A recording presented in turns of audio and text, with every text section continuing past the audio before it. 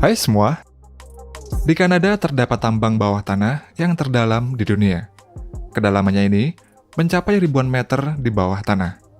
Selain di Kanada, di Amerika juga terdapat tambang terbuka yang kedalaman lubangnya tersebut mencapai ribuan meter dan menjadi tambang terbuka yang terdalam di dunia. Berikut ini adalah tambang yang terdalam di dunia.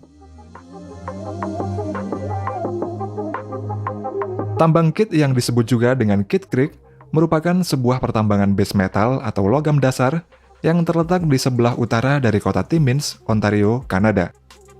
Tambang Kitt ini dimiliki dan dioperasikan oleh perusahaan multinasional yang bernama Glencore yang berbasis di Swiss. Tambang Kitt memproduksi logam dasar seperti tembaga, seng, dan juga perak yang memiliki grade tinggi. Tambang Kitt ini juga merupakan tambang dengan deposit logam dasar yang terbesar di dunia. Setelah melalui beberapa kali proyek perluasan, akhirnya tambang ini memiliki kedalaman hingga 3 km dan membuatnya menjadi tambang logam dasar yang terdalam di dunia. Dalam sejarahnya, terdapat sebuah perusahaan yang bernama Texas Gulf Sulfur yang didirikan pada tahun 1909. Perusahaan tersebut menambang sulfur di barat daya Amerika Serikat.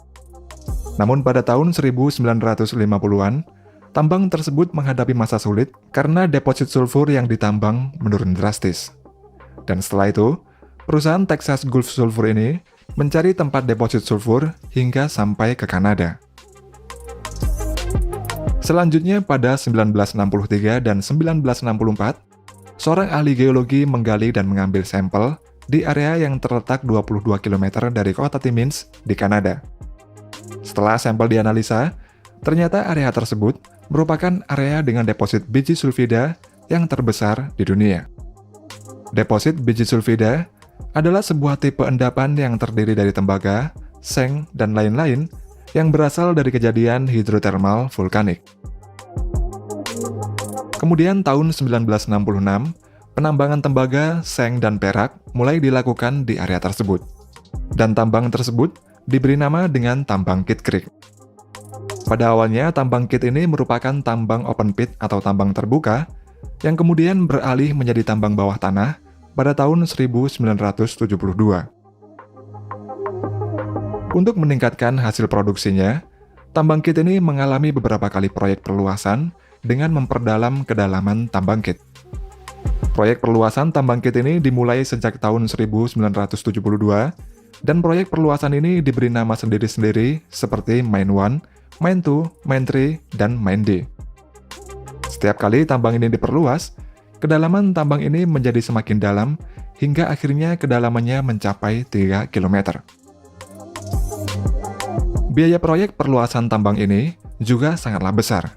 Seperti proyek perluasan Mine D, membutuhkan waktu 6 tahun yang selesai pada tahun 2009. Biaya untuk proyek perluasan fase pertama Mine D ini sebesar 510 juta US dollar atau setara dengan 7,3 triliun rupiah. Kemudian proyek perluasan fase 2 Mine D dimulai pada tahun 2011 yang membutuhkan biaya sebesar 128 juta Kanadian dolar atau setara dengan 1,49 triliun rupiah. Dan kedalaman tambang Kitt ini menjadi 2,9 km. Kemudian terakhir, pada tahun 2019, tambang Kitt ini diperluas lagi hingga kedalaman 3 km. Dengan perluasan tersebut, akan memperpanjang kegiatan operasional tambang Kitt ini hingga tahun 2023 mendatang. Tambang Kitt merupakan tambang bawah tanah yang memiliki kedalaman hingga 3 km. Dengan kedalaman seperti itu, maka tambang bawah tanah ini harus selalu dipantau menggunakan data geoteknik. Hal ini dilakukan agar dapat mengetahui deformasi atau perubahan bentuk tanah di dalam tambang, serta untuk mengetahui jika terjadi adanya keretakan tanah dan bebatuan di dalam tambang. Dengan adanya data geoteknik tersebut, maka akan dapat mengevakuasi para pekerja serta peralatan tambang sebelum tambang mengalami runtuh. Untuk memperoleh data geoteknik, perusahaan Glencore bekerjasama dengan perusahaan Emerson dari Australia. Perusahaan ini memproduksi alat canggih yang bernama hovermap. Hovermap ini dipasang pada sebuah drone khusus yang dikendalikan oleh operator, dan hovermap ini memiliki fungsi otonom yang dapat bekerja secara otomatis. Hovermap tersebut akan terbang pada area yang sulit dijangkau oleh manusia. Kemudian hovermap akan men-scan area tersebut dengan cepat dan akurat. Data hasil dari hovermap kemudian dikirim ke operator, dan dari data tersebut akan terlihat seluruh area tambang secara 2 dimensi atau 3 dimensi.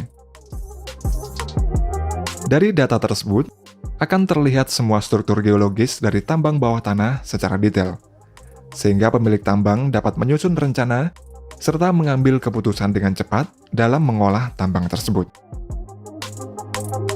Selain drone, setiap harinya tambang ini selalu dilakukan pengecekan oleh petugas khusus. Petugas tersebut menggunakan robot canggih yang berbentuk seperti anjing. Robot yang diproduksi oleh Boston Dynamics dari Amerika ini dapat bergerak secara otonom yang dikendalikan melalui remote control. Ketika melakukan inspeksi, robot dynamic ini akan berjalan menelusuri area-area yang tidak terjangkau manusia serta area yang akan ditambang. Saat menelusuri area-area tersebut, robot akan mengirimkan informasi kepada petugas inspeksi. Dengan informasi ini, petugas dapat mengetahui apa saja yang ada pada area tersebut, serta juga dapat diketahui apakah area tersebut aman untuk ditambang atau tidak. Dan jika dirasa aman, baru para pekerja tambang akan melakukan penambangan. Selain di Kanada, tambang Canyon Bingham yang disebut juga dengan tambang tembaga Kennecott merupakan sebuah tambang jenis open pit mining atau tambang terbuka. Tambang ini terletak di barat daya Salt Lake City, Utah, Amerika Serikat. Tambang Canyon Bingham disebut juga sebagai tambang buatan manusia yang terbesar di dunia. Di tambang ini, sejumlah besar deposit tembaga porfiri diekstraksi setiap tahunnya. Porfiri adalah endapan mineral. Pada tambang ini, kandungan tembaganya lebih dari 50%. Untuk ukurannya, tambang terbuka Canyon Bingham ini memiliki lebar 4 km, sedangkan kedalamannya lebih dari 1,2 km, dan memiliki luas 1.900 hektar atau sekitar 7,7 km persegi. Dengan ukurannya tersebut, selain menjadi tambang buatan manusia yang terbesar, juga disebut sebagai tambang buatan manusia yang terdalam di dunia. Dalam sejarahnya, biji tambang ditemukan pertama kali pada tahun 1848 oleh dua bersaudara yang bernama Sanford Bingham dan Thomas Bingham. Karena itulah, tambang ini dinamai Canyon Bingham yang diambil dari nama kedua bersaudara tersebut. Sampai akhir abad ke-19, wilayah yang ditambang tersebut hanyalah berupa tambang yang kecil. Hingga pada tahun 1906, tambang ini berkembang pesat, kemudian perusahaan The Kennecott Copper Corporation membeli tambang ini pada 1980.